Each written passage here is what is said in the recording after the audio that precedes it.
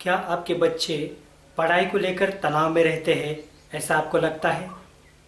अपने बच्चों के ऊपर पढ़ाई बहुत बड़ा बोझ है और इस बोझ के नीचे बच्चे दबे हुए हैं। अगर आपको ऐसा लगता है तो ये वीडियो आपके लिए है दोस्तों। अपने बच्चों की एबिलिटी, क्षमता, अभिक्षमता अगर आप जानना चाहते हो तो आपको ये वीडियो ज़रूर देखना चाहिए। नमस्कार, मैं असलम मुलानी, पेरेंटिंग कोच। आज हम इस वीडियो में सबसे पहले देखेंगे कि हमारे बच्चों की अभिक्षमता, एबिलिटी क्या है, क्योंकि ज़्यादातर पेरेंट्स अपने बच्चों के बारे में तनाव महसूस करते हैं सिलेबस को लेकर, पढ़ाई को लेकर, और फिर एक अंडरस्टैंडिंग, एक समझ, मिसअंडरस्टैंडिंग हो जाती है कि क्या सही में हमारे बच्चों की उम्र से ज़्यादा उनको पढ़ाई का बोझ दिया जाता है। इसलिए हमें देखेंगे कि एक 8 साल के बच्चे की ब्रेन कैपेसिटी कितनी होती है। साइंस कहता है दोस्तों, जैसे कि हम हमारी भाषा में समझेंगे, अमेरिका की जो सबसे बड़ी लाइब्रेरी है उसमें जितने भी बुक्स है, उन बुक्स में, किताबों में जितने भी फैक्ट्स है उसके 10 गुना ज़्यादा एक बच्चे की ब्रेन का स्टोरेज होता है दोस्तों। इस एग्जाम्पल से आपने समझा होगा कि एक बच्चे को हम बच्चा क्यों कहें। एक बच्चा वन टाइम 14 लैंग्वेज सीख सकता है। अगर एक बच्चा 14 भाषाएं एक वक्त पर सीख सकता है तो उसको हम बच्चा क्यों कहेंगे। हमारे पूरे जीवन में दोस्तों सबसे महत्वपूर्ण जो पाड़ा होता है वो बचपन का, जो पैदाइश से लेके 8 साल का जो है वो वन स्टेज, और दूसरा 8 से लेके जो 14-15 साल का है, ये 2 स्टेजेस बहुत महत्वपूर्ण होती है। जो चीज़ एक मैच्योर, एक बड़ा इंसान एक लैंग्वेज नहीं सीख सकता, वहाँ पे बच्चे 14 लैंग्वेज मैक्सिमम सीख सकते हैं। हम बच्चे को बच्चा क्यों समझें?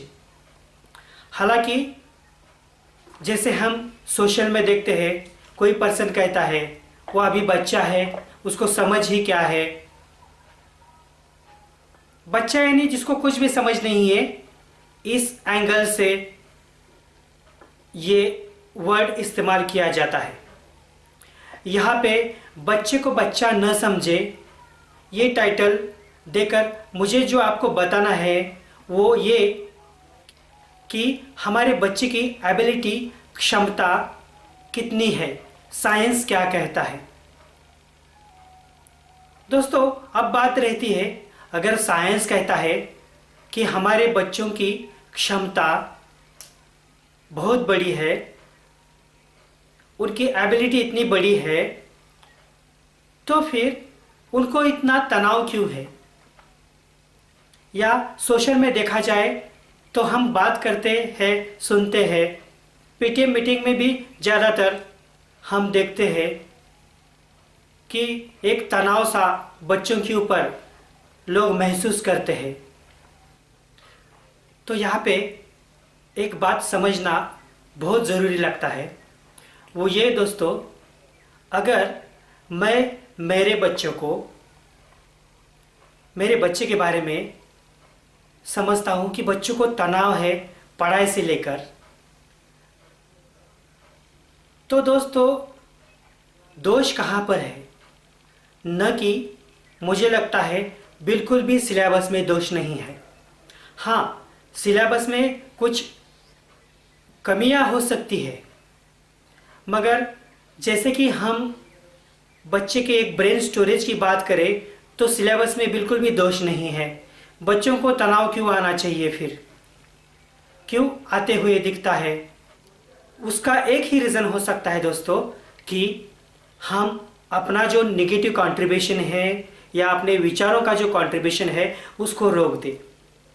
अगर मैं अपने बच्चे के बारे में ये कंट्रीब्यूशन रोकने में बहुत बड़ा कामयाब हो गया तो समझ ले रही बात बच्चे का जो मेथड है उसकी, मैं थॉट्स चेंज होने के बाद ऑटोमेटिकली ऐसा सोचना शुरू करूँगा कि मेरा बच्चा अभी आराम से, शांति से, सुकून से सब पढ़ाई करता है, उसका होमवर्क आराम से हो जाता है।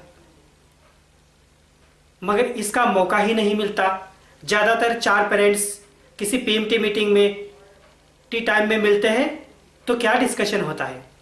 यही तो होता है, क्या करें, अभी करना पड़ता है, बोझ है।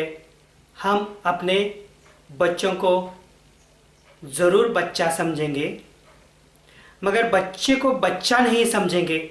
जिस तरह से बताया गया कि बच्चा यानी कैजुअली लिया जाता है, एक्सक्यूज़ है, अभी कुछ भी अंडरस्टैंडिंग नहीं है, उसका पूरा डेवलपमेंट भी नहीं हुआ है, उसका ब्रेन डेवलप नहीं है, इस तरह से अलग अलग एंगल से जो कहा जाता है कि ये बच्चा है, उस तरह से हम अपने बच्चे को बच्चा नहीं समझेंगे।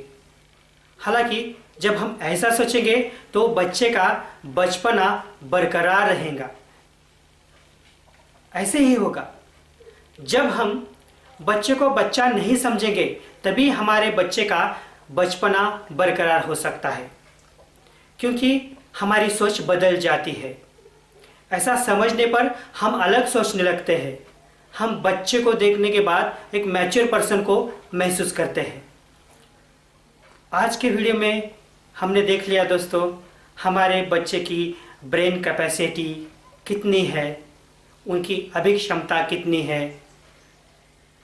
वो एक से ज़्यादा लैंग्वेजेस आसानी से सीख सकते हैं, मगर बड़ा पर्सन एक लैंग्वेज सीखना उनके लिए मुश्किल होता है। इतनी सारी एबिलिटी रहते हुए हम अपने बच्चों को सोशल में जैसे कहा जाता है उसी तरह से सोचना शुरू करते हैं कि हमारे बच्चों को तनाव है, और वो भी सिलेबस से लेकर, शिक्षा से लेकर, उनकी पढ़ाई से लेकर। हालांकि ये बच्चों वाली बात है, इसलिए आज से हम अपने बच्चे को बच्चा नहीं समझेंगे तो ही अपने बच्चे का बचपन बरकरार रहेगा, रिस्पेक्टेड रहेगा, मैच्योर रहेगा। नमस्कार।